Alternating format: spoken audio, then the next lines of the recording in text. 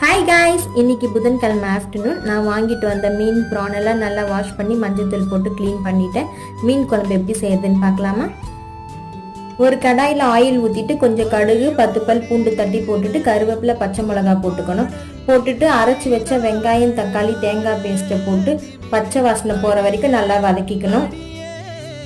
பச்சை வாசனை போனதும் கரைச்சி வச்ச புளியில் மிளகாத்தூள் உப்பு போட்டு நல்லா கலக்கிட்டு இதில் ஊற்றி நல்லா பச்சை வாசனை போனதும் நம்ம வாஷ் பண்ணி வச்ச மீனை போட்டு ரெண்டு கொதிச்ச உடனே ஆஃப் பண்ணிடணும். லைட்டாக மேலே கொத்தமல்லி தூவி குழம்ப இறக்கி வச்சிட வேண்டியதான். நான் சைடில் அப்படியே ஃபிஷ்ஷை ஃப்ரை பண்ணிக்கிறேன். நான் வாங்கின ஃபிஷ் பார்த்திங்கன்னா தேங்காய் பாறை. தேங்காய்க்கும் பாறைக்கும் என்ன சம்மந்தமே தெரியல, பேர்லாம் எப்படி வச்சுருக்காங்க பாருங்கள்.